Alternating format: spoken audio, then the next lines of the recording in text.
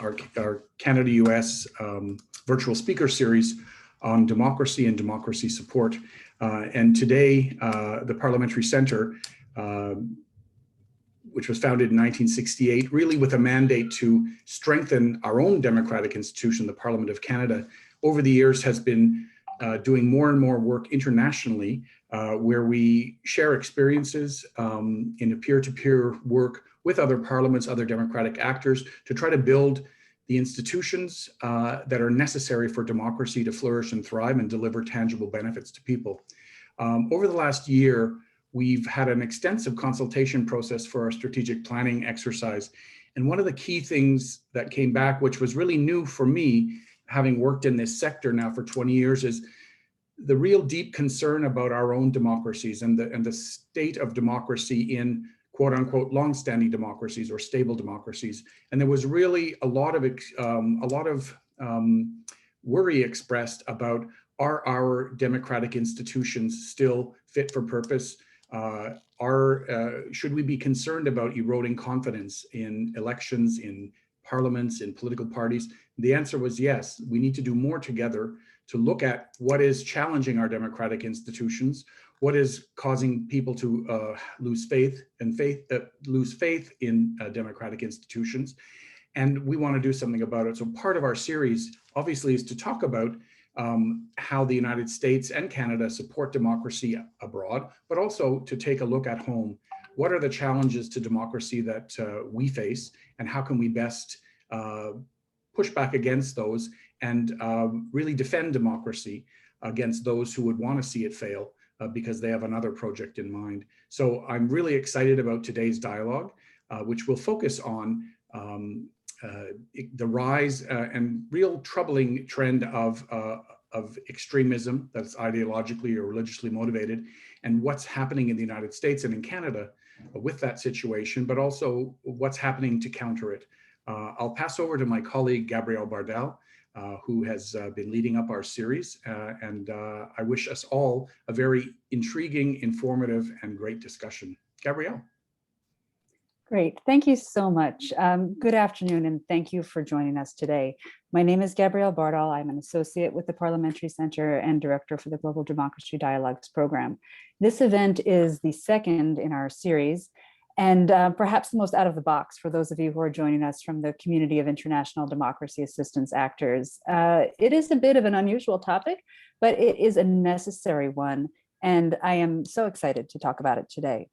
Now, democracy assistance got its start as a way for quote unquote established democracies to lend a hand and to help countries and regions recover after moments of major political turmoil, World War II, USSR, et cetera. And the appeal and the success of democracy as a system is linked to this basic principle of respect for human dignity and the inclusion and the representation of diverse groups. And that has what has made it so resilient throughout our lifetimes to resist fringe groups that are taking their strength from dividing and from fracturing. Racism, anti-Semitism, et cetera. Democratic values, small d, democratic values, and democratic institutions have protected us, and they have kept these evils at bay. But the Capitol Hill insurrection on January 6th, it was the sign of a new and a greater threat. Instead of attacking individual groups in society, racial minorities, religious sects, et cetera, diverse far-right ideologies came together to attack the institution of democracy itself. And this is a fundamental change. Now, instead of addressing the grievances of extremist ideologies within a framework of democratic institutions, those institutions themselves became the target. And likewise, we're not talking anymore about achieving political goals through peaceful processes. The new norm of this movement is the use of political violence to overthrow government. Straight out. Now, those of us working in international democracy support, we can't ignore this, and we need to confront it head on. Now, why? Why are we including a conversation on domestic radicalization in a series that's about international democracy support? And this is for three reasons. First of all, because the fundamental paradigm that's at the heart of international democracy assistance it's being shaken, which is, our Canadian and our American, our unified faith in democracy as a way of managing our differences and of governing ourselves without bloodshed. Second of all, we need to talk about this because we need to understand these changing dynamics at home in order to do the work we do abroad better.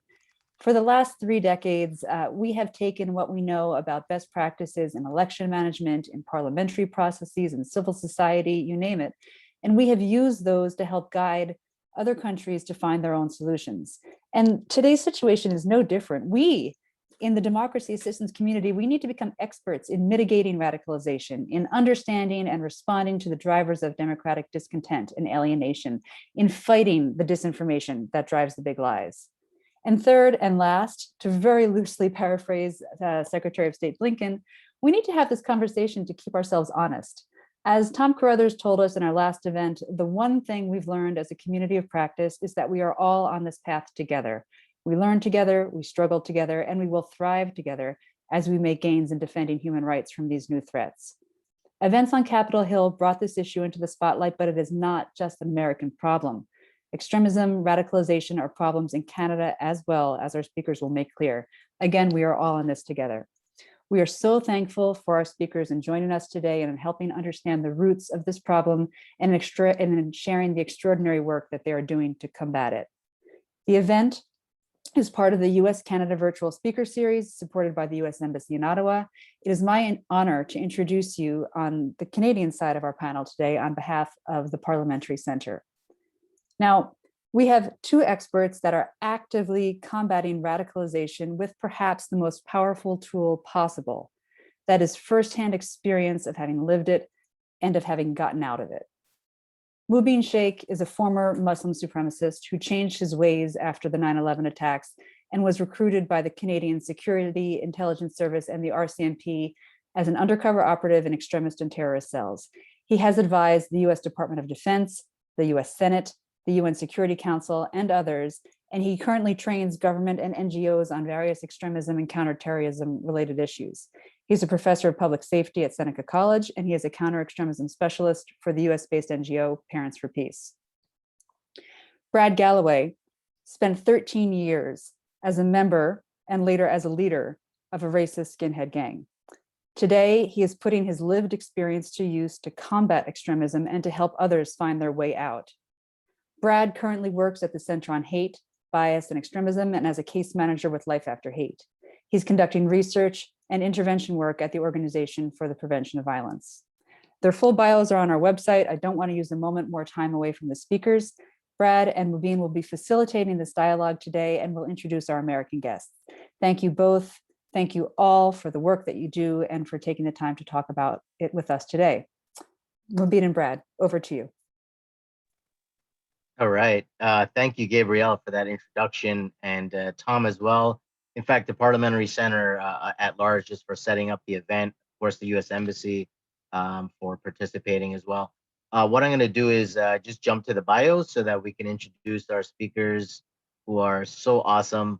I'm going to go in order of last name first. So Colin, Dr. Colin Clarke is a senior research fellow at the Soufan Center.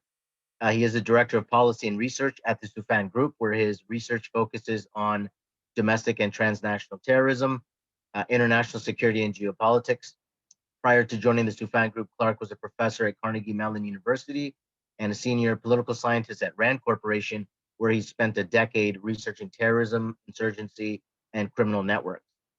Meili Criezis is going to be the next speaker. Meili is a program associate at PERIL, which is with the American University, and the Global Network on Extremism and Technology, GNET. She's an associate fellow. Her research focuses on Islamic State propaganda, ISIS supporters' presence on encrypted apps, extremist networks in online spaces, and more generally, violent extremism across ideology. And finally, last but not least, of course, our friend Naureen Chowdhury Fink is the executive director of the Soufan Center. Previously, she served as a senior policy advisor on counterterrorism and sanctions at the UK's mission to the UN, leading representation and negotiations at the Security Council and the General Assembly. Previously, she was policy specialist with UN Women and the UN Counterterrorism Executive Directorate, with the focus on integrating gender into the full spectrum of counterterrorism issues. So what I want to do is I do want to jump right into it. I really kind of want to quickly lay the foundation for, where we find ourselves.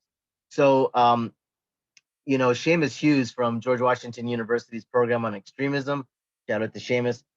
He had a great thread that he put out on Twitter, just listing how the counterterrorism apparatus, that machine, has kind of shifted towards the domestic violence extremist threat. So, for example, the FBI right now is saying, of course, January 6th, that's going to be the big data point, is one of the largest FBI investigations in their history right now. The Director of National Intelligence, released its first assessment on domestic violence extremism. The FBI and the DHS released data on investigations, arrests, and intel reports on domestic extremism. DHS has also set up an intelligence analysis unit for domestic violence extremists.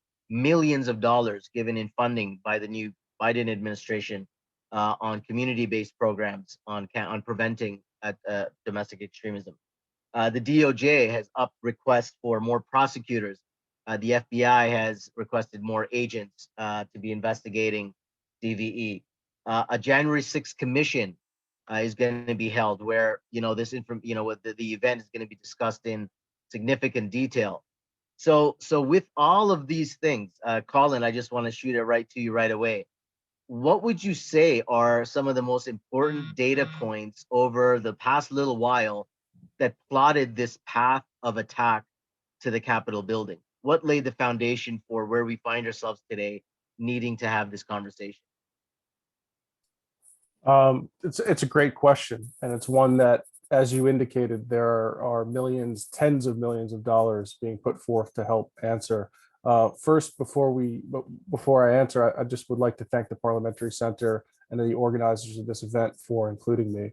I think we've actually got to go back to the 1990s to answer that question.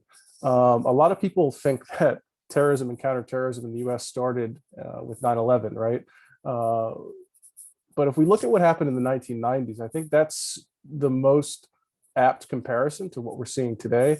You had these really major events taking place in the United States. You had Ruby Ridge in 1992. You had Waco, Texas in 1993, events that galvanized the far right, leading in a kind of straight path all the way up to 1995, where we had Timothy McVeigh and the Oklahoma City bombing. Federal law enforcement did a really good job of penetrating these groups of far-right extremist groups. People ask, well, why is that the case? Well, if you look at the makeup of the FBI and some of the other individuals we had trying to go undercover, they look like, right? They understand the language, the culture. For all the reasons we weren't good at infiltrating Al-Qaeda, right? We were good at infiltrating white supremacist, neo-Nazi, anti-government groups. That brings us up to, right, that decade, the 1990s, up to 9/11. And the United States gets hit harder than we probably ever could have expected. Nearly 3,000 of our citizens dead in multiple attacks on US soil. And immediately we begin mobilizing, right? And we build the counterterrorism apparatus that Seamus alluded to in that post. And we spent years building the infrastructure, working with partners and allies overseas, funding various initiatives. And as they say, the rest is history, right? We launched the, I think, in my opinion, poorly named Global War on Terrorism, but we weren't really concerned with terrorism, at least not all kinds of terrorism. We were concerned with jihadi terrorism, and we kind of neglected a lot of these other forms. And I think that's part and parcel to explain why we are where we are today. For so long, we only wanted to talk about Al-Qaeda, IS, groups that were, motivated by Salafi jihadi terrorism. So, and there were warning signs along the way. If you look at some of the things that happened, the 2012 Wisconsin Sikh temple shooting, 2014 Overland Park shooting at the Jewish Community Center, 2015 we had Charleston, 2017 Charlottesville, 2018 the Tree of Life. I was actually living in the neighborhood of Squirrel Hill where the Tree of Life shooting happened. It was lo and behold, I'm at home, working on some research, looking at Somalia and Yemen, where all the bad things happen over there, where terrorism happens. It literally happens down the block from my own house. And I think the drumbeat is so loud now, it's become impossible to ignore. But we've let this percolate for so long. And we've got a double standard here in the United States. We live in a country where there are frequent attacks, frequent shootings. I mean, on a daily basis. There was another one today, this one in California. And if the shooter is brown, the starting point is, well, it's probably terrorism. And if it's a white guy, which it most often is, well, now's the time to talk about mental health and a couple of other things. And I think, that mindset right there helps explain why we weren't prepared to deal with what we saw on January 6th. The warning signs were blaring. These are just MAGA people. They're just Trump supporters. They don't really mean any harm. That same standard would not have been applied to people of any other color, background, creed, what have you. So I think we've had our head in the sand for far too long. That's contributed to where we are today. And now we're playing from behind. If you just look at the nature of the threat, the magnitude of the threat, it's quite overwhelming and it's quite significant. Thank you for that, Colin. Yeah, that was a good tracking of or plotting of from the 90s and then in the later end of 2000 there, where I totally almost forgot. The Sikh temple shooting was the one that really, because a friend of ours, Arno Michaelis and Party Kalika, who was his father was killed in the attack, and then they came together and did this whole thing. But thank you for that, Colin. Meili, I want to jump to you quickly, if I may. I know you've been watching the domestic extremism online spaces closely. I wanted to ask you that while all this chaos is happening at the Capitol, and we all watched it unfold like in real time, what did it look like in the extremist platforms you were monitoring online? How were they consuming the news of this event, and what was their output/outlook on the whole thing? Thanks, Mubin, and also thank you to the organizers for having me on the panel. But yes, it was really interesting. So I was mostly looking at Telegram right as the insurrection was unfolding, and there were actually a wide array of responses actually. But I'll first start off in saying that as the event was unfolding, a lot of these channels and inside the groups on Telegram, they were sharing normal live news updates about what was happening, and of course there was a lot of excitement among people just chatting online about how great this was. But then I think when you started seeing the emergence of more distinct narratives and disagreements on what happened that day, that was probably within 24 hours, not as it was unfolding, where people had time to reflect and think about what had just happened. Did they support it or did they not? So I'll quickly just talk about some main themes that I saw emerging over the 24 hours, and I guess even the next following weeks after the insurrection.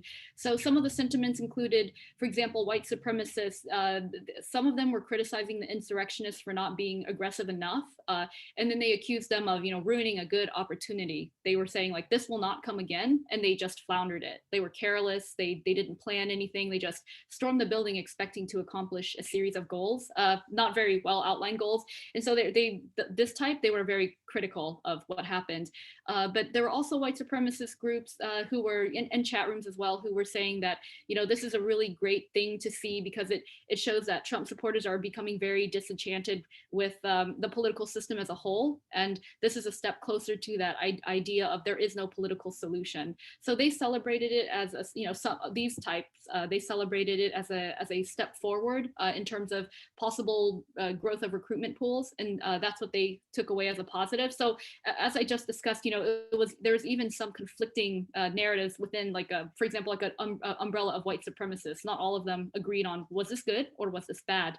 And then when it comes to groups like QAnon, for example, some of them were expressing, shock and disappointment about what was happening. They were saying, "Stay out of it. You don't want to be led into this Fed trap." They were very conspiratorial about not staying away from any sort of protest movement. Also, some of the militia groups were saying the same thing, like, don't go near this type of activity. If you see people talking about gathering, like January 6th, it's just an excuse to for the government to clamp down on people, to gather their data and then come after everyone. So there was a lot of conspiracy narratives as well, which is not surprising at all. And then let's see, there was also some discouragement of attending rallies and telling people like don't turn others in. But then of course, there was the parallel conspiracy theories about this whole thing was a setup from the leaders all the way down. Like they had they just led lemmings over a cliff. It was that kind of rhetoric. So there was just a lot of conflicting narratives, support, neutral comments too, like this isn't a really big deal, who cares, we're just gonna continue being oppressed by the government anyway. So it was just a huge wide array of what these various silos were saying, from white supremacists to just general people on the far right, Trump supporters being excited or being angry at Pence too, by the way. A lot of talk of Pence being a traitor. And then also QAnon, of course, coming in with their varied narratives. Thank you, Meili. Yeah, that was you said they're worried about for the government to then come after them, and the government's certainly done that. I mean, they have hundreds of prosecutions, and they're I just put out a tweet yesterday, kind of jokingly about, Your Honor, my client didn't expect a prison to be a prison, because a lot of these folks, they do come from they're generally upwardly mobile. They're not really victims of over policing, so they really kind of don't have a clue when it comes to, like, you'll actually go to jail, and the jail is actually not a good place. So it's interesting to see them all now realize, like, we're in some serious trouble. Was really paying attention to your comment about just the general disillusionment, almost like the disillusionment into accelerationism.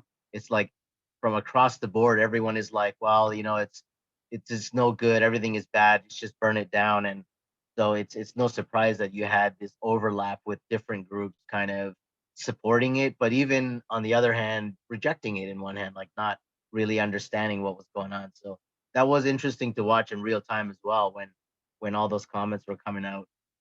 Thanks for that, Meili. Thank you very much. I want to move on to Naureen, please, if I may. Naureen, your extensive experience at the UN Security Council has demonstrated up front and up close the challenge of forming consensus across divergent and sometimes competing interests at an international level. So what happens now at home in the US when you have this big lie that's being spread? What does, like, directly undermining the foundations for American democracy, what does consensus building even look like in this kind of environment? Thanks, Mubin, and thanks to the Parliamentary Center also for having me. It's really great to be here on the panel with so many amazing speakers. You mentioned the dysfunction of the Security Council in attaining consensus, but I'm going to reframe that a little bit, because I think more often than not there is consensus in the Security Council. It's the big instances of disagreement, whether it's Syria and some of the others, that get the most news. But quite frankly, there's more consensus in the Council than people imagine. Speaking of counterterrorism, since that's what we're talking about a lot today, in 20 years since 9/11, the Security Council has unanimously adopted Security Council resolutions.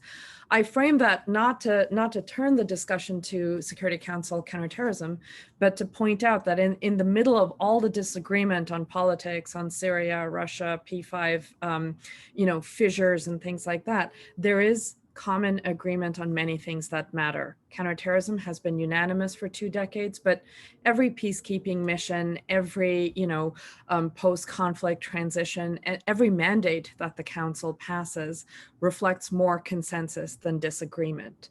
It's not always the big sexy news piece, but it's there.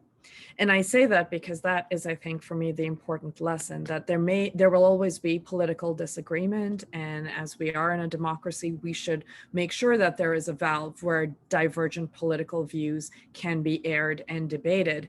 But what was interesting in the Council example is that there's a common lexicon of what's important to us. There are certain common values, there are certain common issues that states have been able to agree on.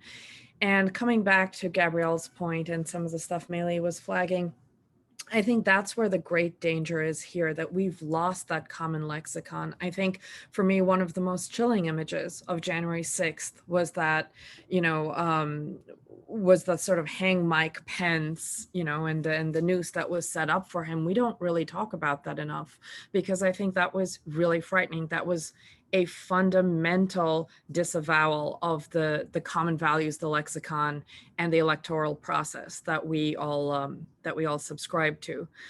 So where to go next with that? I think that, my personal view is that a commission would be very important. Like we have the 9/11 commission, like we have other, in the multilateral space, we have big studies and commissions and reports as well.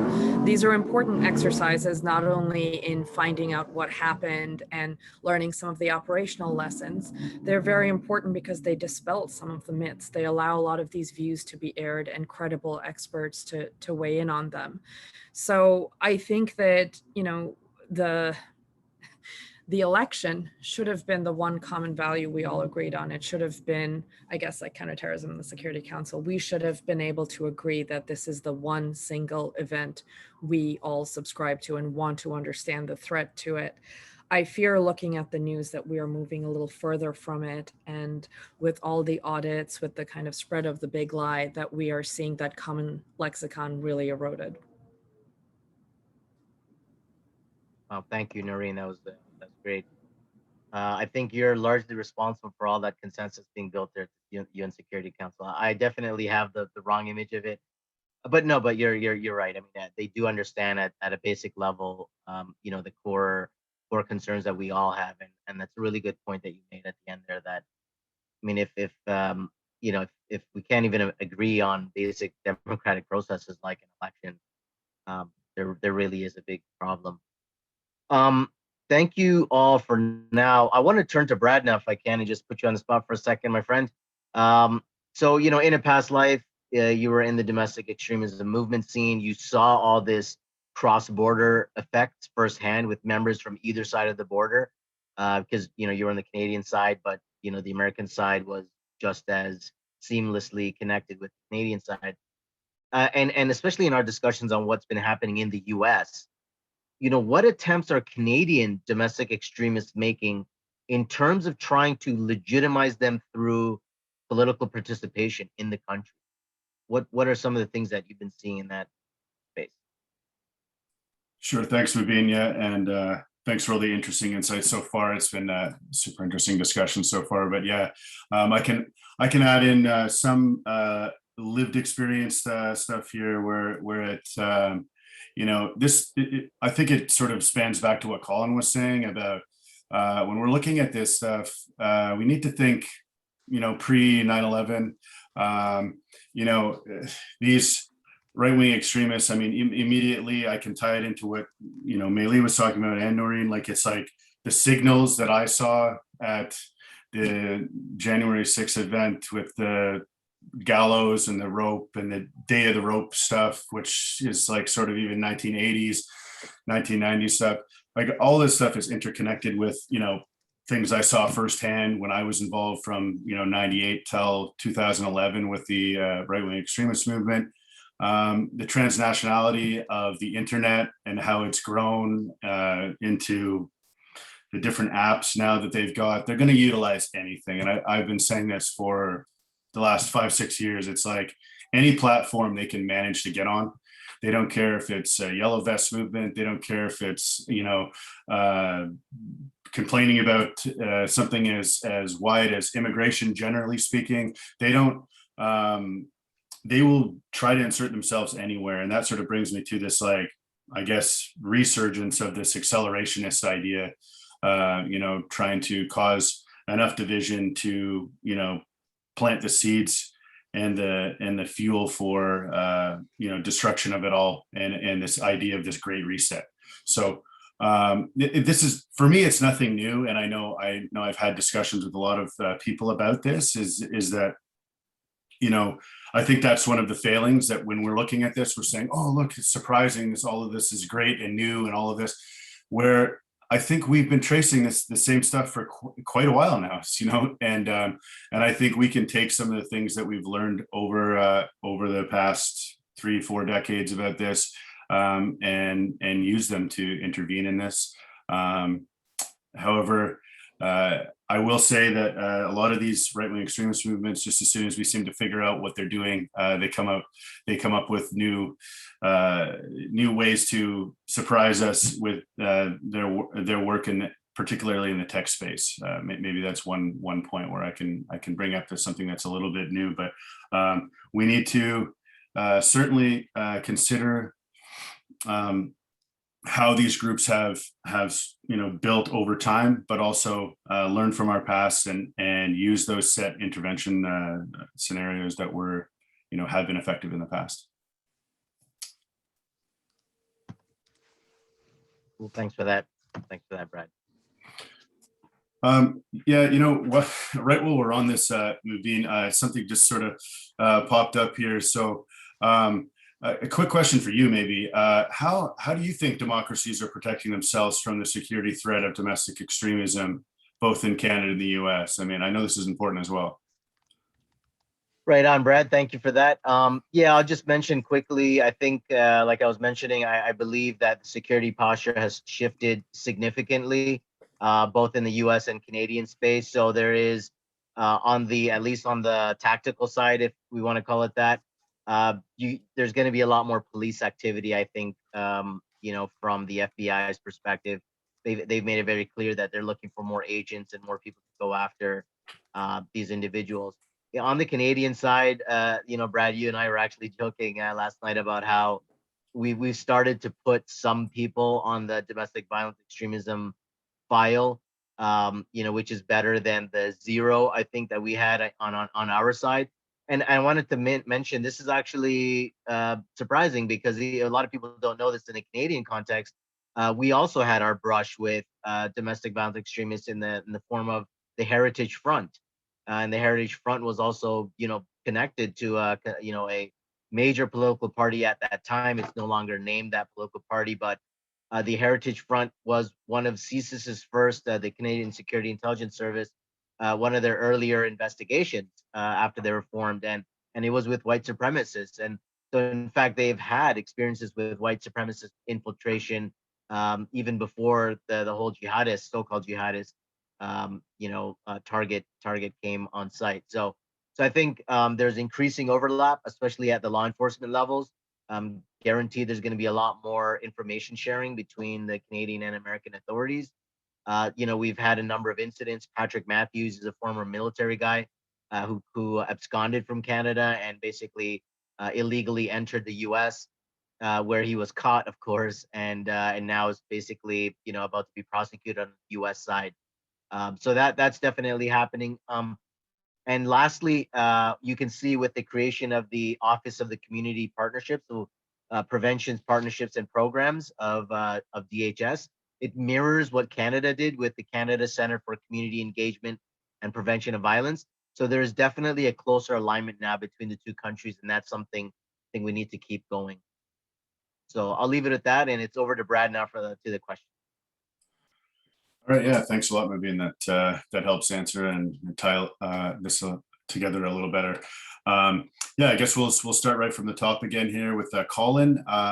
So you've mentioned important data points that led to the attack on January 6th. Please explain, for my benefit and everyone else's, what the challenge here in terms of establishing domestic terrorism law to go after them with the same vigor as we would the foreign terrorists.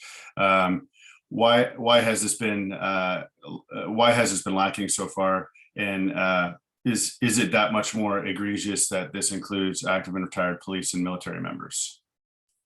Well, to answer the last part, yes, it is that much more egregious. And we know, and there's a good, the other CSIS, the Center for Strategic and International Studies, did a good report that Seth Jones led, looking at the involvement of former law enforcement as well as reservist active duty military members in January 6th. I think there was an active duty Marine Corps member arrested just recently. Why is that a big deal? For all the reasons that we talk about: operational security, tradecraft, battlefield experience, potentially combat experience, that makes somebody, that provides that tacit knowledge of, whether it's tactical training, explosives, what have you. When you have people like that in these crowds, they act as force multipliers for the larger group. So that's dangerous. I'll give a small plug for our own work. We're also tracking this. We've got a whole kind of dashboard looking at the far right mapping and security on the Soufan Center website, where we're looking at the various individuals from particular states that were arrested and hanging their indictments on there. But I'll go back to the first question now, which is, why is it so difficult to reach consensus on a domestic terrorism statute?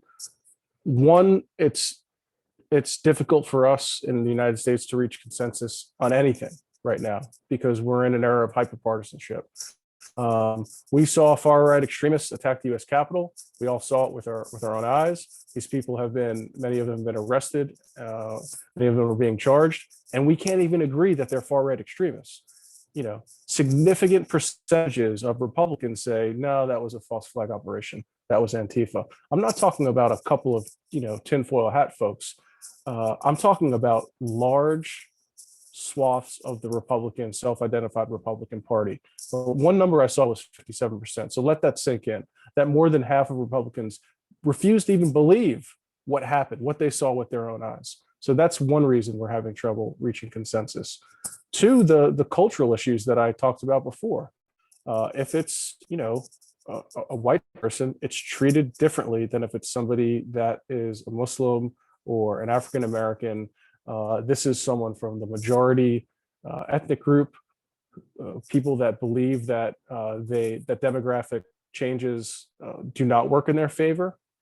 And right now, people don't want to believe it. I can't tell you how many audiences I go and speak to, and I talk about the threat of far-right extremism. I talk about the threat from, posed by violent extremism more broadly, but then I hone in on some of the data, and I show in very, transparent way, here's what the data says. And it's overwhelming. It's disproportionate that the threat comes from the far right at this moment. And inevitably, especially if it's a government, military, or law enforcement audience, the first question I get is, what about Antifa? And I'm like, I just stood up here for 45 minutes talking about, the far right. And the first question I get is, what about Antifa? And so a lot of people aren't operating in good faith. But then once you get to the kind of nuts and bolts of what a law would look like, I've identified three camps right now, and maybe there's more.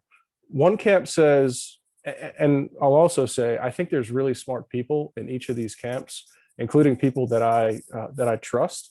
This is just a difference of opinion, right? And I think we do need to have a hearing on this, multiple hearings perhaps, and get these experts in front of Congress to talk about the pros and cons, and there are both pros and cons to a domestic terrorism statute. So the three camps: one, we don't need to change anything. We have the laws that we need. We just need to enforce them better, right? That's the first camp. The second camp, and I don't think he would mind me saying this, is someone like Tom O'Connor, who's been quite vocal about this and quite convincing, in my opinion, which is that we need a domestic terrorism statute that's the equivalent of an FTO designation, right? That gives law enforcement the tools and resources they need to combat this threat. And I think you mentioned it, Brad, with the same vigor that we would any other threat to US national security, right? Whether it's from jihadists, left-wing, incels, eco-extremists, whoever. I'm agnostic to the ideology that's motivating the violence. I want to understand it, but I don't care. I'm concerned about counterterrorism of all stripes. If you want to kill civilians, I want to stop you, right? I don't care what's motivating necessarily. Well, again, not saying I don't care that I don't want to learn about it and understand how it works. I don't pick sides. I'm not playing favorites here, right? No terrorism is better than another form.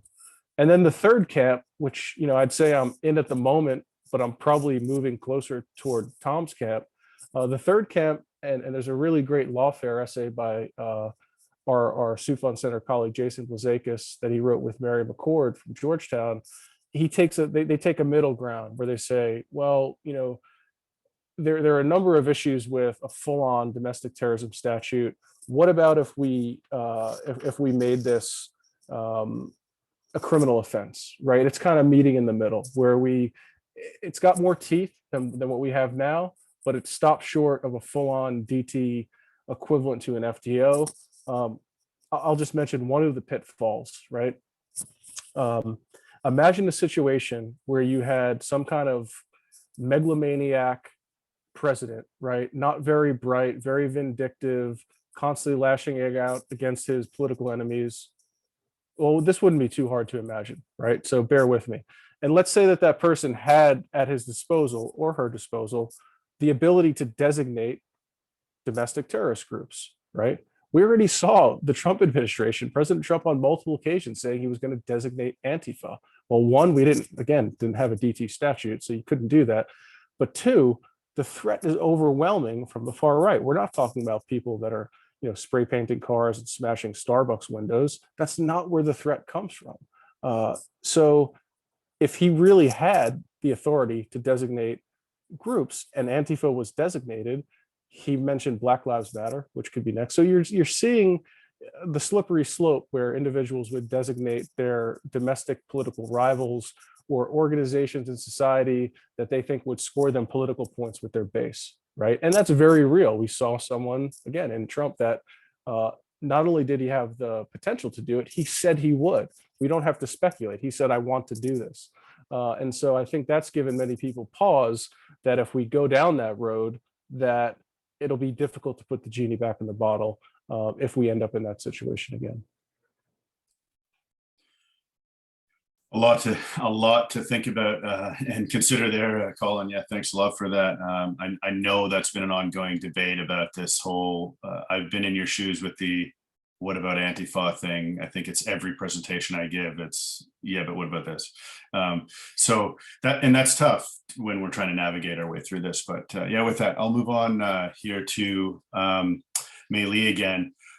So Meili, domestic extremists and disinformation peddlers understand how to use technology to promote their views, with both the US and Canada having supported the Christchurch call to eliminate terrorist and violent extremist content online. How can democratic institutions and corporations work together to counter them?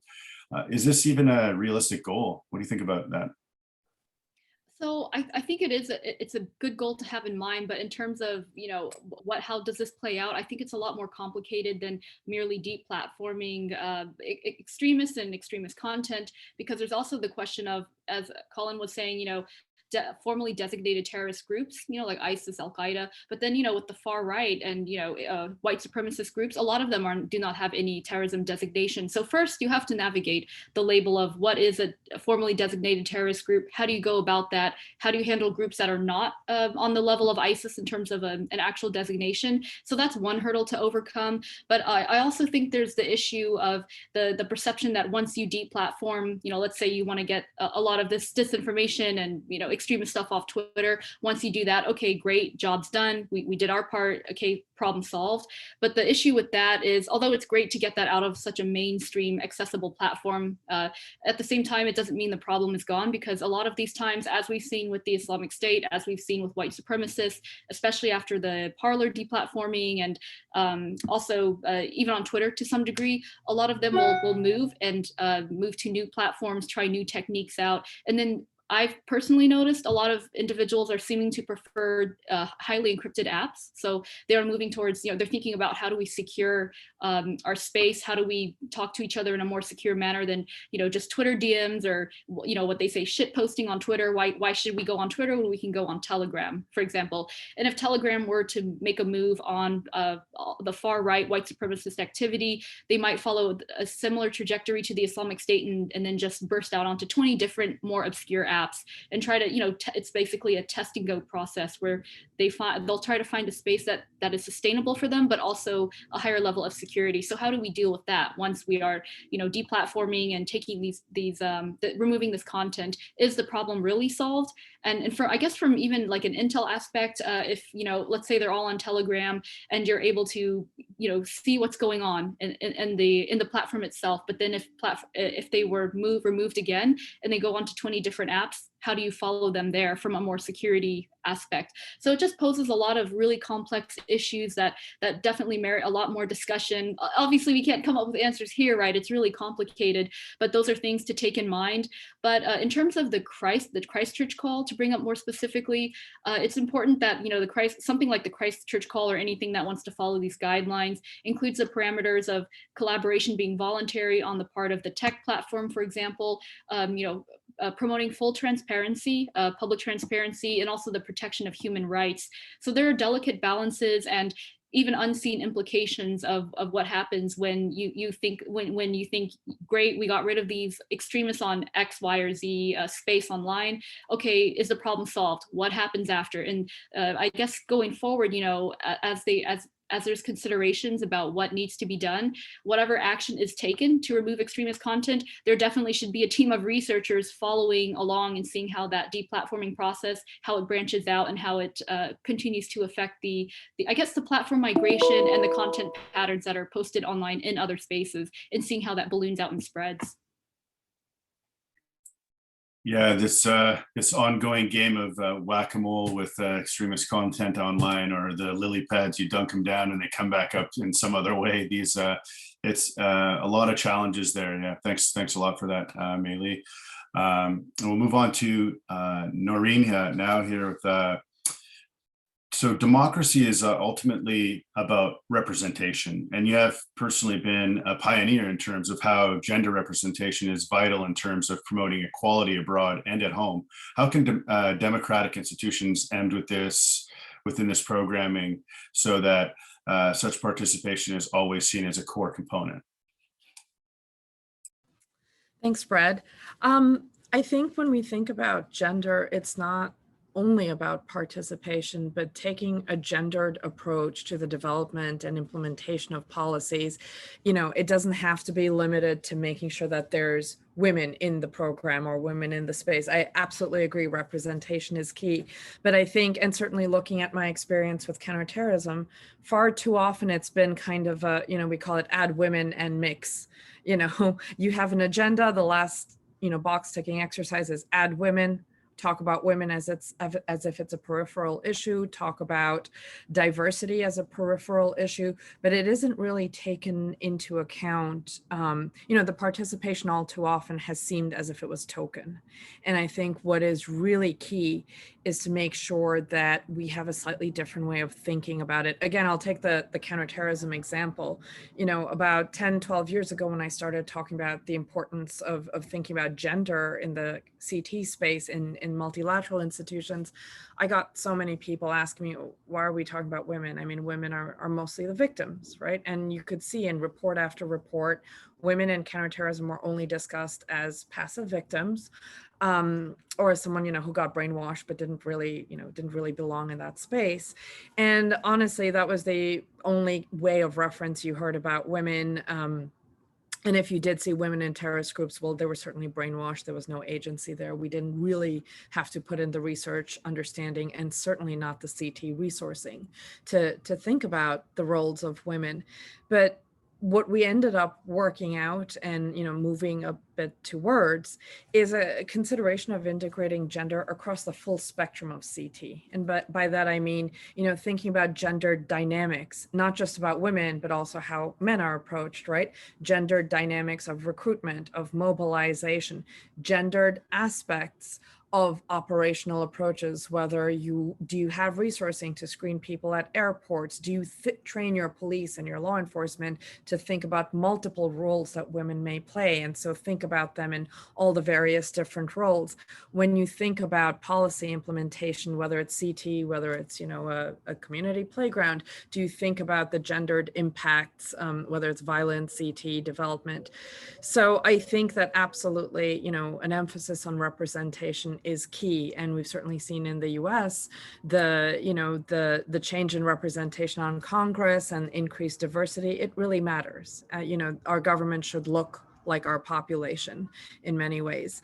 But I also think beyond participation and representation, there is a real need to think about diversity, to think about gender and inclusion when we think about policies and initiatives, and not just, you know, far too often this conversation happens in the development space, but not in the security space. And even in the security space, not in the hard security space. And so I think that it's really key that we start not only to think about representation and participation and diversity in, you know, much more democratic, people-centric institutions, but we think about gendered and diverse sort of policy making and implementation from the get-go.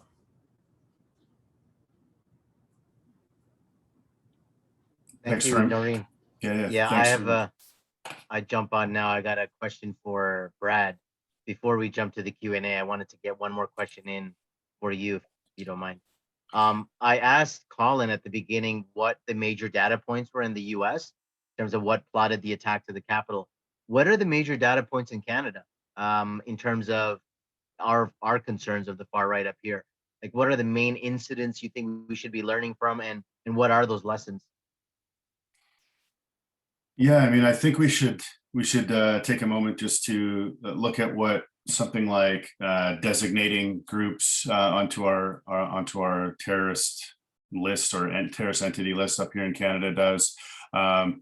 I think we can look back to 2018 or 2019, whenever they did Blood and Honor, which was a group that was mostly operating in the 1990s and 2000s. That would have been a more operative time, you know, to look at that and how, you know, those main points and those groups and the you know, the sort of the tone they set for the different movements along, you know, across the years here. We see a lot of things change, and I think at the center I'm working at, they've identified, you know, that at different times there might have been 300 different right-wing extremist groups operating in Canada. You know, online and offline, we're looking at trying to connect those different groups and the you know, the violent users online and connecting them to their groups offline. I think that's a big piece, trying to figure out what those connections are. I mean, in my work, I've looked a lot about that, how you know, potentially a much larger percentage of the radicalization or recruitment is being done in the online space, and then you know, the transference to the offline protests, and then often it's violence.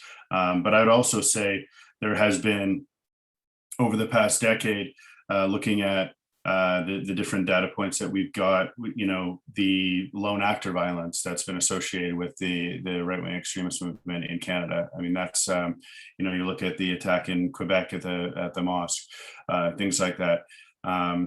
It's, you know, this is not, I don't think anything's ever set in stone, and we really need to look at, you know, pushing away from what seems to be the focal point of, like, looking at groups like Proud Boys and the old school groups and things like that. I think we need to be a little more nuanced in our understanding and trying to track these folks better. Just like when we were just talking with Meili about the online environment, what is this looking like? And that's definitely stuff we've been trying to track down up here in Canada, and also trying to track some of the new data points that we've been finding about trying to track the you know, how is this being funded? How is this movement being funded? Whether it's, you know, online stores or, you know, the different apps that are out there for funding these groups, and also the presence online with these various charismatic leaders that we've also been tracking as well across Canada. Yeah, so I'll end it off there. Right on, thanks. I know we're running up to the almost at 2 o'clock. I know Meili has to leave. Do you have any last comments you want to make before because I want to make sure you get to your event on time as well, and then we'll all jump to Q&A, and I'll hand it over to Gabriel and Tom. But Meili? I don't have any last comments, but thank you so much for the invitation to this wonderful panel, and it's a pleasure being on it with you all. Thanks, everyone. So can I hand it over to Gabriel and or Tom for Q&A, please, and thank you. Thanks, everybody. Absolutely. Thank you so much. That was such a fascinating conversation. It covered the breadth and the complexity of this issue from many angles, and the types of work that you're doing is really of great interest. So I do encourage everyone who's on the call here or on Facebook to add your questions to the Q&A. If you're watching on Zoom, there's a Q&A function in the lower part of your screen, kind of on the right-hand side on the bottom, and on Facebook, we'll be looking at the comments section. So I'm just checking now. All right, thank you. We have some feedback coming in, mostly comments of thanks. So while we're waiting for comments from the audience to come in, I have one question to ask that comes up frequently in dealing with what we call hardliners and spoilers in conflict resolution and peace building terms. When you look at international conflicts, there's a lot of strategies around how do you deal with actors who would be considered spoilers or hardliners. Do you focus on engaging with moderates and kind of marginalize or cut off those with the most extreme views, or do they need to be included, and how? I'm wondering about your thoughts on how that conversation would reflect on the domestic challenges we're facing today. And I see questions are coming in. Thank you so much.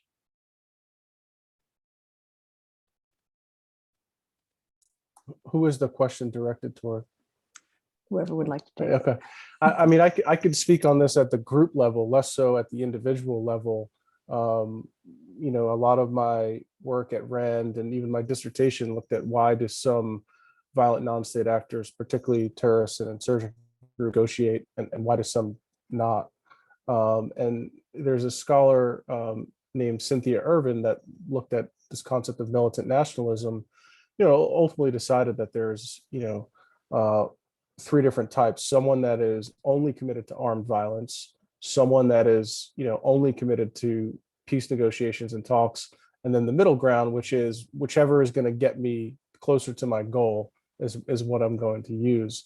You know, in the CT space, we've been dealing with some groups that are quite irreconcilable over the last 20 years. You're not going to negotiate with an Al-Qaeda. You're not going to negotiate with the Islamic State. It's just off the table, because what they want is so beyond the pale. This isn't your old kind of ethno-nationalist group where, you know, there are deals to be had potentially with an LTTE, with a Provisional Irish Republican Army over land. And even though, you know, a lot of the actions of some of those aforementioned groups are quite unpalatable, you know, there is look what's happening with the Taliban right now. We're you know, essentially did a deal with the Afghan Taliban, the group that's, you know, sheltered Osama bin Laden and Al-Qaeda. And we decided, well, there's space here to negotiate. I've got my own thoughts on how I think that's going to work out, but that's separate. But there is space for even some hardliners. The truth is, and a lot of people, you know, maybe feel uncomfortable with this aspect, there are also some hardliners that in the CT space need to be killed or captured.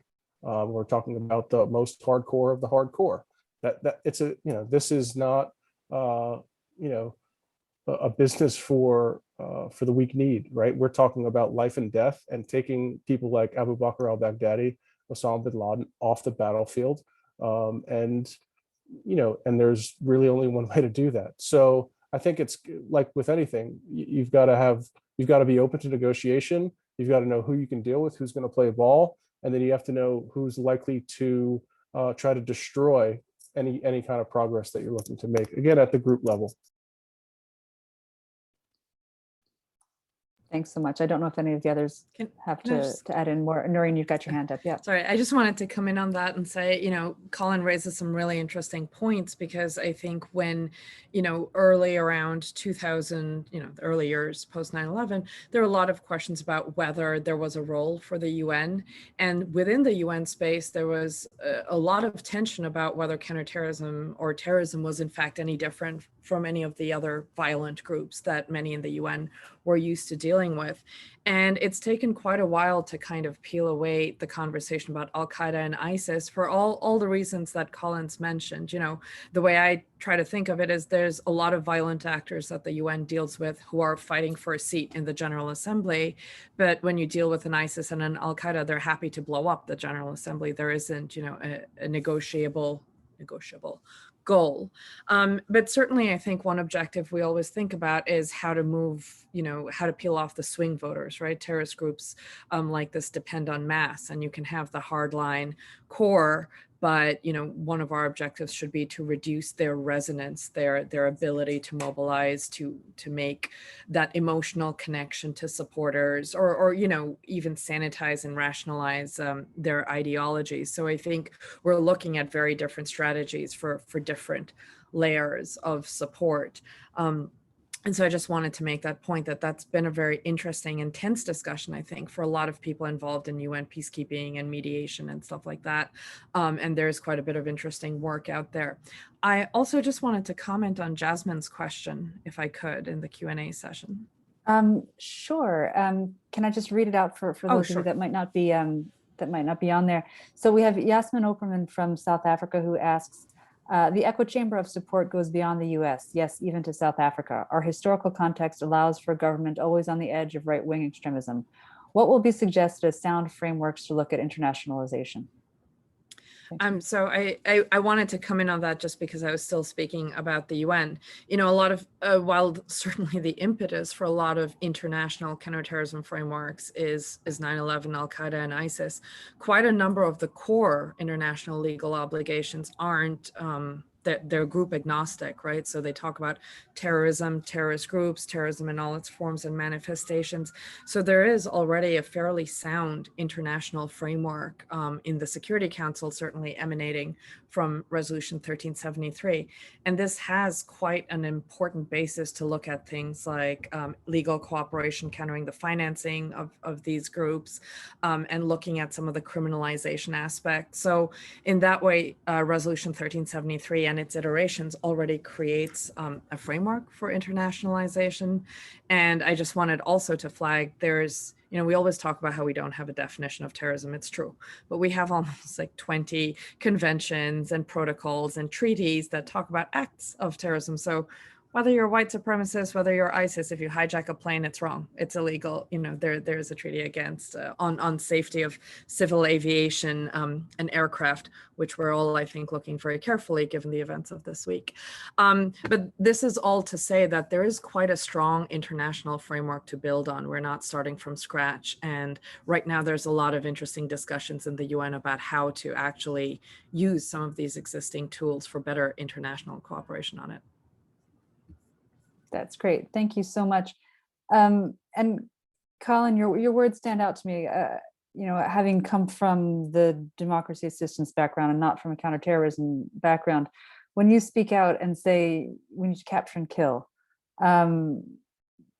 certainly we agree, but I think that is a real eye-opener for many of us in the audience here, because that's just not the framework that we've been operating in for such a long time, and we rarely think in those terms when we're talking about domestic policies.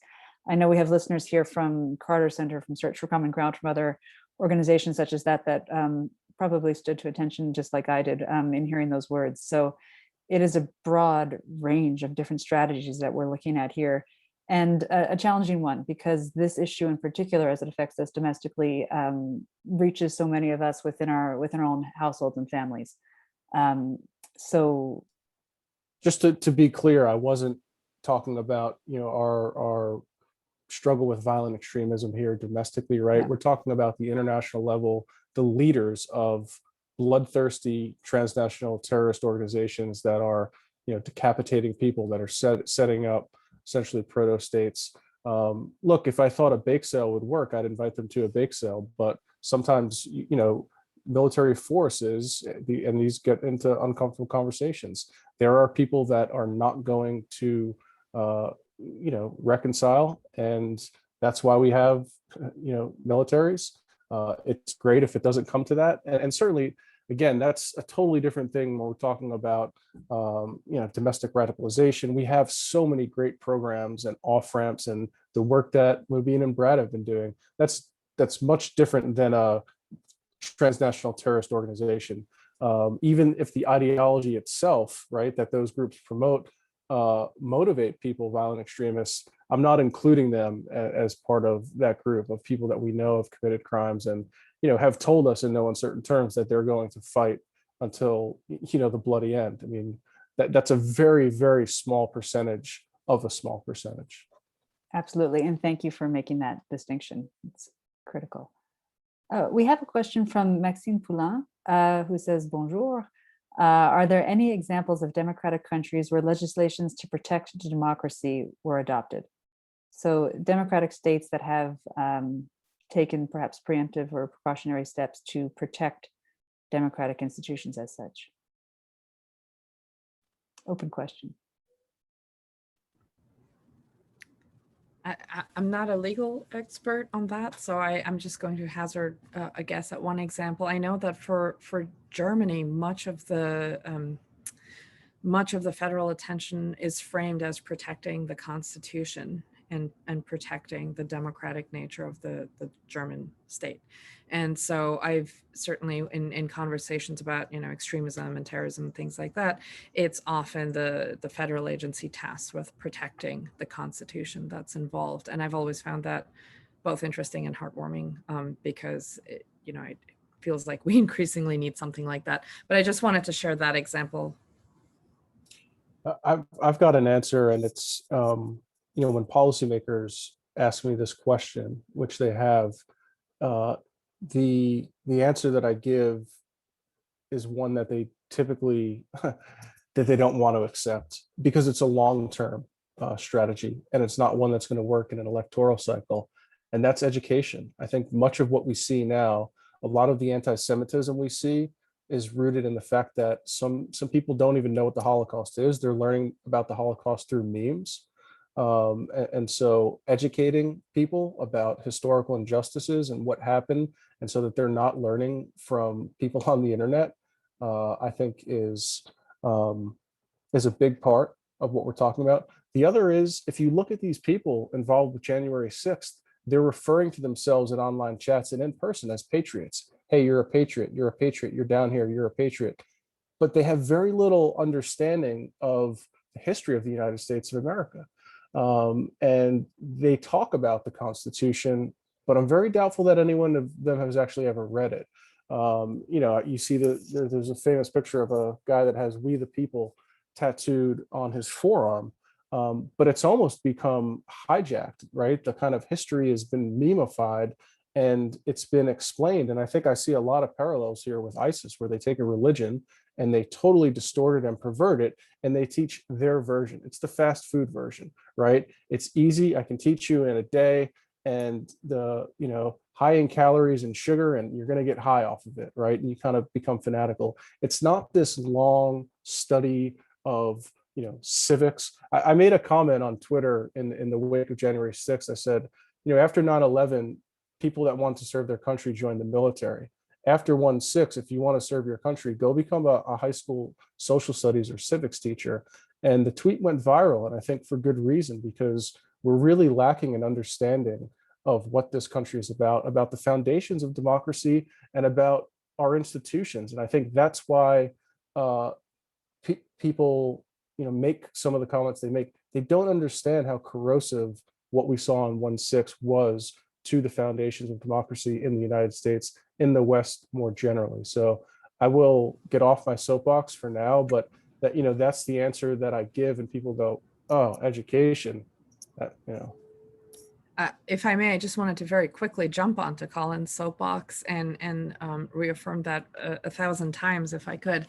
I remember, one story that was particularly galling as both a parent and certainly here in the US was parents in one of the states telling their teachers, their kids' teacher, that they couldn't teach history and global history, and they made them rip out entire chapters on sort of the golden age of the caliphate and things like that, because they thought that learning about, the original caliphate, the historical caliphate, and learning about Islamic art and history would make these kids kind of ISIS supporters. And so you have middle schoolers and high schoolers sort of coming through with no understanding also of international, dimensions, other civilizations. And it creates this identity politics, right? These are foreigners, so you don't need to know about them. But the fact is they affect Americans and American Muslims, Americans of origin in that part of the world as well. So I think, Colin's point on education post 1/6, but I think more broadly is a key to many of the things we're talking about, because we have lost, I think, through some of the narrow educational approaches, we have lost that ability to deal with difference and conflict and, tolerance more broadly. Thank you. Yeah, that notion, we've lost the ability to deal with difference. That really sums it up. And Maxime, we thank you for the question, because I think that in asking it, you've pinpointed the heart of the problem in the US, at least, which is this perversion of the text and the documents and the legislation that are meant to protect democracy. I think on both sides of this argument, you'll hear, well, the Constitution says we need to educate to the Constitution, which will de-escalate the conflict, is what we're hearing on the one angle. But on the other, we hear, well, no, if we read the Constitution, it says we have to overthrow the government when it becomes abusive. And everyone is drawing on this conversation. So it really does merit attention and an understanding of what patriotism is, the values that are built on, and how to speak across those lines and deal with our differences. So I appreciate that. I have a question here from, I apologize for pronunciation, the name is Ijaz, which I think follows up nicely with this. He asks, how do we protect everyday citizens from becoming radicalized when the message of fascist groups is simple? We deeply love our country. The conflation between nationalism and far-right nationalism is not always clear to the average person. Rebukes tend to be seen as rebuking the belief of loving our country. Maybe from Mubin and from Brad, would you be able to take a crack at that one? Yeah, I'll jump on that quickly. I really do want to echo the education really is the core component, and it has to be organic, if I can use that word. It has to come from our pre-existing institutions. So you have a school system set up where there's general autonomy. I mean, sure, teachers can teach what they want in a sense. Sure, some places are a little more stringent and more controlling about what you can teach and what you can't teach, as Naureen was mentioning about some places. But really, for teachers to really reanimate their classrooms, to, especially on the historical, the civics component of it. I remember, I was once upon a time, I joined another group called the Army Cadets. And I think the US context, it's like the junior ROTC. And I will never forget February 15, 1965 is the day that the Canadian flag was proclaimed the official flag of Canada, because it was drilled into us from the age of 15. And so I was lucky to have learned a lot of this stuff early on. And even in my later life, even now today, I see that there are some, again, just like we're having the conversation on the Constitution, US Constitution, a lot of people on the Canadian side have no idea what the Charter of Rights and Freedoms actually says in our Constitution. So, they come up with these ideas of, it's like, oh, the, lockdown protocols are violating my charter rights. And so suddenly they become, scholars of the charter, overnight. And it's like, section 1 of the charter says that there are reasonable limits that can be imposed on these rights. And that's section number 1. So it's like, you haven't even read section number 1. So it really is a problem of education. I think to inoculate and to prevent communities from falling down into that trap, it really does come down to educating, students from a young age, critical thinking skills, national history, like real history. I think these things all taken together is the only way we're going to be able to actually help the citizenry understand the difference between nationalism and patriotism, for example. I'd just like to touch upon one of the things Mubin said, because we heard a lot of it during lockdown, which was, the fact that the federal government or state governments are closing down restaurants and other venues to protect people from COVID-19 is a fundamental infringement upon my individual rights, my freedom, right? And people would cite the Constitution. And, there was a video I saw of people, outside of an Applebee's, up in arms because they weren't allowed in. And I just don't remember that part of the Constitution that promises life, liberty, and the pursuit of 2 entrees for $9.99. I mean, it's become comical, the things that people will, get bent out of shape over. And not to be the get off my lawn guy, here, but the fact that we can't even pull together and just collectively stay home and watch Netflix for a couple of weeks, it does show you that in a time of crisis, I'm just not sure that we are, as cohesive as we'd like to think. I think back to the sacrifices that it took to win World War II, right? It's just not there today. We're just so divided, both socially, politically. We had talked earlier in the run up to this event about Robert Putnam's work, Bowling Alone, right, and the kind of erosion or degradation of civil society and the social fabric in this country. And that's real. It's very real. And that's what opens the door. That's what provides these cognitive openings for conspiracies like QAnon to seep in, right? Because you don't really feel connected to people in your community, but you may feel connected to somebody, sitting behind a computer in another country that's spinning up these wild conspiracies that you get to sink, half of your day into following. So I think there's a lot of soul searching that we need to do here in the United States to ask ourselves, what does freedom actually mean? Certainly, if I'm, personally, if I'm going to be citing documents, I'm going to be well versed in them. I'm going to have actually read them. And I'm not saying everybody has to go and, become a constitutional scholar, but, at least educate yourself. And we do see this especially around the gun rights issue, right? Because people say, it's the Second Amendment. It's the Second Amendment. I'm like, cool, what's the fifth? What's the seventh? Oh, I don't know. I just know the second. Well, isn't it important to know these other things as well? If I can jump into on the education piece, because it's a huge part of our work, I know, Mubin, where we're trying to work in the space that's before people become radicalized or become involved in extremism, right? And it's like a lot of what Colin was saying, just about how human beings, particularly over this COVID pandemic, have at least in my work, I've seen a change in age of people involved. Like the age has gone way up in this conspiracy theory mindset of, there's, people who are in their 40s, 50s, 60s, 70s who are now saying, I agree. Like on Facebook this morning, I was looking at a conversation it was mostly older people espousing extremely racist and conspiratorial views, and these, this is a time for, and we know in our work that extremism will flourish because it's another platform to hop onto, as I was talking about earlier, right? And they don't care, like that. Yeah, the freedom is the example, right? They love this, right? Because that's the set piece or root piece to it is, they're taking your freedom away. Well, it's always about that.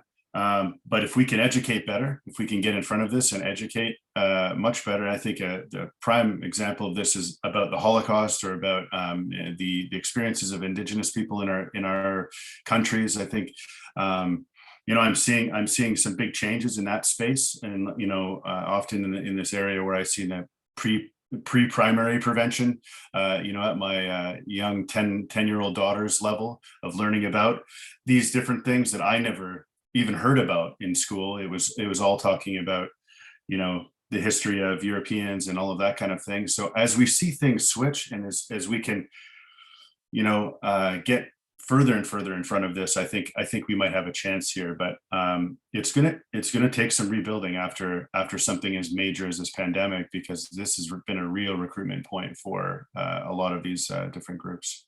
So yeah.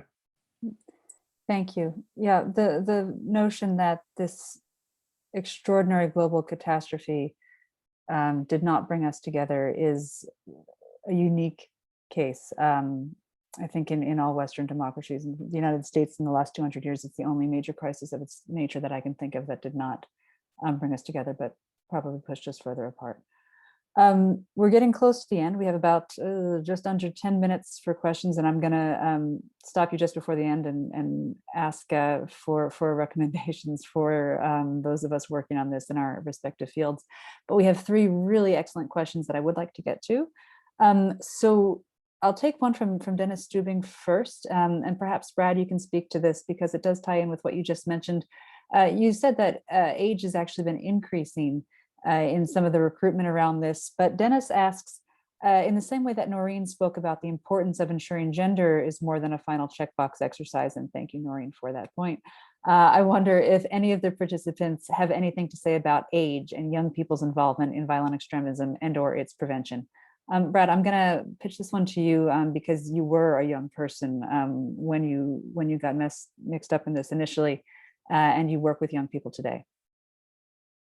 Sure. I mean, I think, you know, obviously young people are becoming involved in these different types of movements. I often, I think of the groups that I was sort of attracted to when I first got involved, you know, these neo-Nazi groups and things like that. But I also think about today with like Atomwaffen and the Base. These are younger folks, particularly, you know, between, I think we saw what there was a leader in the UK who was like 13. You know, I just like to say right now, I don't think there's a specific age, but across the board, but I think with groups, I mean, if we're looking at militia groups, potentially, at least in our research, we've seen that the age is a little higher.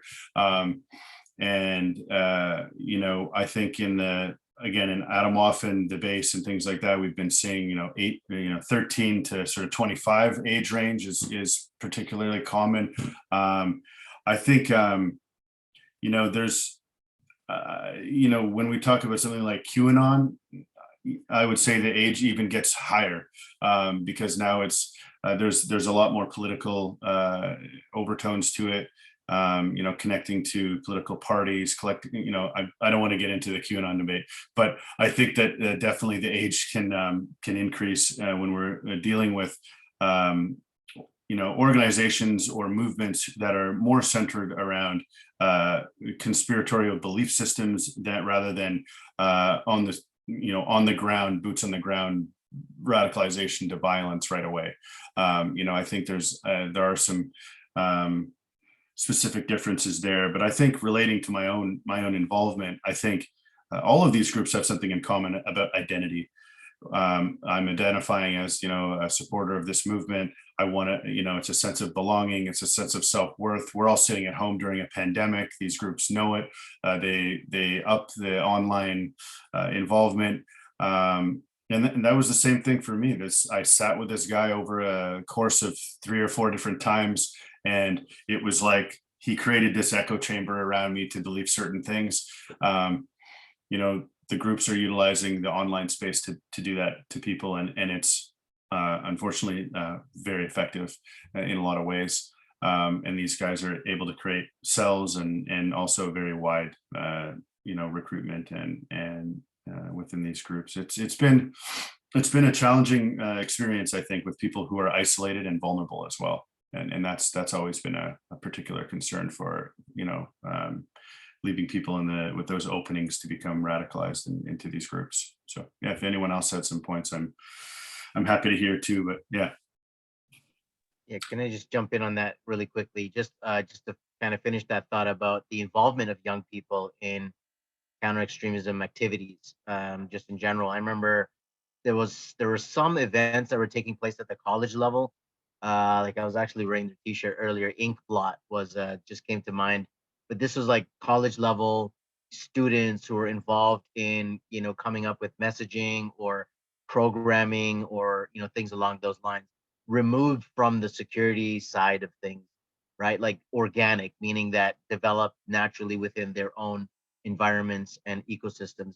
It's definitely something that is needed, you know, a lot more of. And again, not to knock anybody, but like, you know, older people writing research papers, you know, how to counter radicalization. It's like, you know what, sit into a classroom of 12-year-olds and you'll learn more in 30 minutes than you would learn in, you know, 30 days. And so I think we really need to engage, because we have a huge workforce, if you will, if you want to look at it that side. We're a huge pool of talent from which we can draw from, and we're just not doing enough. Right. Can I just quickly add Naureen, one yeah. point? Just because we've been talking about education, but we've also been talking about conspiracy theories and critical thinking. And I just wanted to flag that some countries are doing this on a national level. I think Finland in particular is quite interesting because they've integrated disinformation education and like cyber awareness and media literacy from like kindergarten onwards, a part of a national curriculum. And I think that's really, I don't think we could do that quite in the same way in the US since we don't have a unified education system. But it's really interesting to maybe talk to these countries and learn those lessons because they got there pretty fast and they start really young. And it's not just about, you know, some of the civic responsibilities and social studies, but it's actually targeting, you know, disinformation, cyber issues and stuff. So I think that's always been an interesting example for me to look at. Great, thank you so much. All right, we've got two last questions. Let me see how we do. Our first one is from Karina Valderramos Robinson. As we are seeing an uptick of cyber criminal hacking, i.e. DarkSide's recent attack on the major US pipeline, we may not be directly dealing with nation state actors per se. However, should policymakers and educators comfortably profess with factual citation that such activity will increase and that such hackers are discreetly striving to be tied to nation state actors like Russia or China? Or do we not want to instill fear or unfair bias, but citizens deserve the truth? That's a question. Any takers on that one? Perhaps Colin, yeah. I'll take it. It's not really extremism related, but it is a trend that I think will continue to increase. I mean, if you look at the Colonial Pipeline, they paid millions of dollars. So that's likely going to incentivize other similar groups to do something in the future. You know, just the fact that we have non-state groups displaying these capabilities shows you that, you know, this is, and look, it's ransomware for these organizations. It's low risk, high reward, right? They're throwing these lines out and hoping that one of them bites, and they often do get a bite, and quite a big one. You know, when the question for me is the issue of attribution, right? How do we actually figure out who did this and hold them responsible? Oftentimes they don't have a return address, and so we don't know how to respond. But I'm also of the mind that if these individuals or groups are operating in countries like Russia and China that actually control the internet in their countries, and you know the governments say, well, we have no idea who it is, I just don't buy that. So they're doing it at the behest of these governments, or they're doing it with the tacit approval, wink wink nod nod, of these governments. Because if these, you know, individuals and groups were targeting those governments, right, Moscow or Beijing respectively, we know they'd be located and they'd be dealt with. So the fact that they're able to kind of operate elsewhere, and these governments are likely saving them for a rainy day in the case of a future conflict where they could be, you know, their energies could be directed toward Russian or Chinese adversaries. I think that's what we're likely going to see. And, you know, our own report that we did on QAnon showed that the Chinese and the Russians are highly active in promoting disinformation and QAnon narratives. So, and in a democracy, again, right, we're free to say what we want, even if it may not be true. Our adversaries capitalize on that, and we can't hit them back in the same way, right? Because they have complete control over those domains. So it's a, you know, when you talk about asymmetric conflict, that gets to the heart of it right there. Thank you. Unfortunately, we are out of time for other questions. I do want to do a really quick go around. I'm going to put you all in an impossible spot and ask in 3 words or less. What is your recommendation? What would you like to see those of us in the democracy support community do to engage on this topic? Just, we'll do a quick go around. If there is one thing that we should be prioritizing or focusing our efforts on within our capacities, where would you like to see us go? Naureen, you 3 unmuted words. yourself, so. Wow, Yeah. 3 words. I was gonna say education. Or one. Oh, one. No, I have 3. Education about rights. Education about rights. Thank you. Yeah, Volunteers? for me, it's also about education. It's about digital literacy, and it's about conveying all of the great ideas that we have today to policymakers that are open to listening. whether that's, at the federal government level. Certainly for us, it would be on Capitol Hill. And that's something we do at the Soufan Center, is testify before Congress. So getting that message out there to people that hold the purse strings and can implement policy. Thank you. Brad? Yeah, I think it's the multi-sectoral approach, working across sectors to benefit what we're all working on here, trying to prevent these things from happening, and educating, and all of these different pieces, I think, are all very important pieces to the puzzle, and creating a better unification across sectors. Thank you. And Mubin? 3 words: who dares wins. Right? To be bold, to be creative, and to think outside the box. Fantastic. Thank you. We're going to respond in haikus next time. That was really wonderful. I appreciate it so much. I have learned a tremendous amount, as I hope all of our attendees have. Over to Tom, just to close us out and to talk about what's coming next down the line. Fantastic. And let me thank each and every one of you for the very interesting insights and reference points. There's a lot more to this that we need to learn. And I'm glad that we have you as resources, because the work that we do is increasingly complex overseas. But I think, as I mentioned at the outset, we really need to keep an eye on our own democracies, and to make sure that our institutions are strong. But also, I think, from what I've taken away from this, there's civic education that needs to take place, rediscovering our democratic institutions, but also cyber literacy and helping people understand how to be good consumers of information in a world where they're bombarded with messages that oftentimes are unsubstantiated or directly false for nefarious purposes. I'm encouraged to learn that all is not lost at the international level, that there are conventions, there are ways of dealing with this, and to learn that there's more consensus than we might imagine. And so there's more that can be done there. And I think, obviously, the point about education is taken. I think we need to go back to some basics. And I think as well, not lose sight of the fact that I think some of you were mentioning that children are very susceptible to things that they encounter. And I think there's a role for parents as well to play, as well as educators, especially challenging in environments where the federal government may not have a role in education policy, but it's something we have to discuss as a community. So I do want to thank each and every one of you, and again, thank the United States Embassy in Ottawa for the support they've provided for this discussion series. I will let you know that, for our listeners, that we will be looking at our next discussion, which will take place on the 30th of June, will be on the University of Democracy Assistance.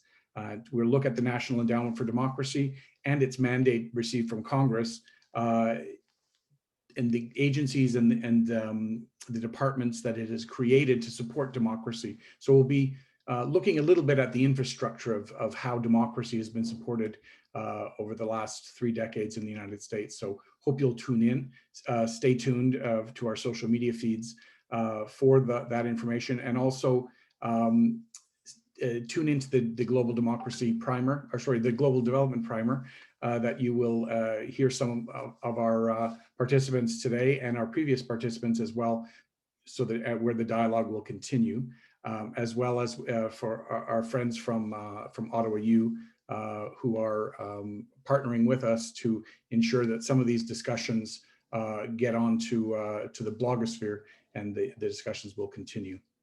So over to you, Gabrielle. That's all. Thank you all again for joining us, and have a wonderful afternoon. Have a great afternoon. Thank you. Thank Bye. you. Thank you.